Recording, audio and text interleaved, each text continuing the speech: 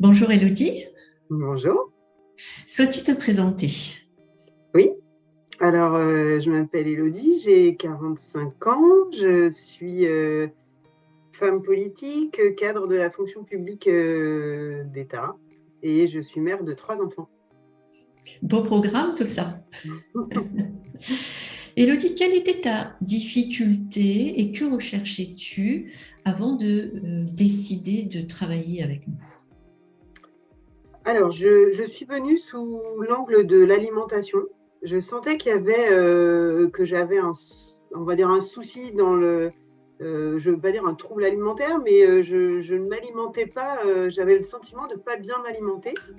Mon corps me le rendait bien, je me sentais complètement euh, gonflée par tous ces kilos, ou en tout cas cette Mhm. sensation de mal-être.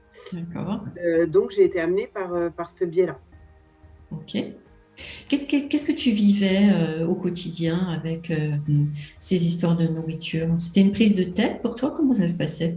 Ah bah c'était oui, c'était un peu enfin, je suis passée par des phases de régime plus ou moins importantes plus jeune. C'était une sorte de lutte entre moi-même et moi-même sur le bien manger, j'ai faim mais je sais pas trop ce qu'il faut que je mange, les dictates de le matin il faut manger ça, il faut pas partir sans manger, il faut manger à l'heure. Voilà, j'avais l'impression d'avoir l'estomac réglé sur une horloge et D'accord. pas enfin, j'ai complètement perdu les sensations. Tu arrives à une conférence en ligne? Oui, On ne se alors connaissait pas avant. d'abord je rencontre quelqu'un qui me parle de toi. D'accord. Je vois sur elle le changement, parce que je la connaissais avant et je vois le changement physique qui est une chose, mais je vois surtout le changement, le bien-être qu'elle a et la facilité qu'elle a à parler de sa nourriture. Et je me dis, elle a un rapport qui est devenu ultra simple, c'est ça qui m'attire. Et je suis allée voir la conférence ensuite, mais je crois que j'étais convaincue par sa sensation de bien-être à elle surtout. Finalement, qu'est-ce qui t'a décidé à travailler avec nous? Eh bien, je crois que je me suis dit, c'est un moment dans ma vie où, voilà, nouveau mandat politique, gros stress, euh, grosse remise en question personnelle, et je me dis, c'est le moment. C'est le moment d'avoir quelqu'un de personnalisé qui soit là avec moi dans ces 6 prochains mois qui vont être charnières et difficiles. Je veux pouvoir ne plus avoir enfin, de tenter le coup, quoi, de me dire cet accompagnement, il peut être que bénéfique. Je me suis plongée dedans, en fait. Alors, quels ont été tes résultats, Elodie? Le résultat, c'est un dégonflement total. Je ne sais pas comment le dire autrement. J'ai perdu, je pense, là, je me suis pesée quand même. Je ne me pesais plus, mais je me suis pesée. Là, j'ai perdu 7 kilos. Mais en fait, les kilos sont peut-être encore là, mais j'ai perdu en visage, Encore à dégonfler. le corps a dégonflé. Oui. Et ma tête est libérée. Et ça, c'est encore plus énorme que le poids, je crois. Oui. Parce que c'est le rapport de non-culpabilité avec ce qu'on mange, retrouver des sensations extrêmement simples et évidentes. Voilà, c'est surtout ça le gain. Tu nous parlais au tout début de ton stress avec ton job, avec ton rôle politique. Comment tu le vis aujourd'hui, ce stress? Bien, j'ai plus d'eczéma déjà. J'ai plus d'insomnie. Je le vis. Maintenant, j'ai appris à. Enfin, mon cerveau a réappris à accepter tout ce qui pouvait arriver. En fait, les situations stressantes que je pouvais avoir avant, de prise de parole en public importante ou de confrontation à un avis divergent, je le prends presque plus comme des challenges qui sont devenus nourrissants et exaltants que comme quelque chose de bloquant qui me coupait. Enfin, j'en arrivais à me couper l'air, hein, vraiment, je suffoquais. Et maintenant, je suis impatiente. C'est assez marrant le côté accepter les sensations telles qu'elles viennent, quelles qu'elles soient. De toute façon, voilà, c'est ce que j'ai appris sur la gestion du stress en tout cas. Qu'est-ce que tu aurais envie de dire à une personne qui hésiterait à se lancer? Alors, je pense que déjà, le premier rendez-vous, il est primordial.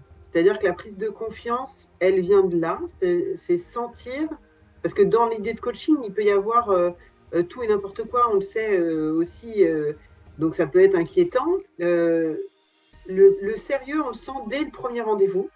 C'est-à-dire que on nous prévient de tout. Il n'y a pas de formule miracle, hein, c'est nous qui allons tout faire au fur et à mesure, accompagner, personnaliser. Mais on ne nous dit pas, je vais tout vous régler et puis rien, enfin, vous n'allez rien devoir faire. C'est vraiment l'idée d'aller à la rencontre de soi-même, voilà, déjà, et d'avoir les outils pour y arriver. Moi, j'ai fait des psychothérapies aussi avant pour régler des choses autres qui m'ont servi. Là, on n'est plus du tout sur le même registre. Je suis psychologue de formation, je ne connaissais pas du tout le coaching. Et là, je vois que le fonctionnement du cerveau tel qu'on l'a, qu'on ne nous l'explique jamais. Et c'est les seuls moments où on nous apprend à voir comment on fonctionne.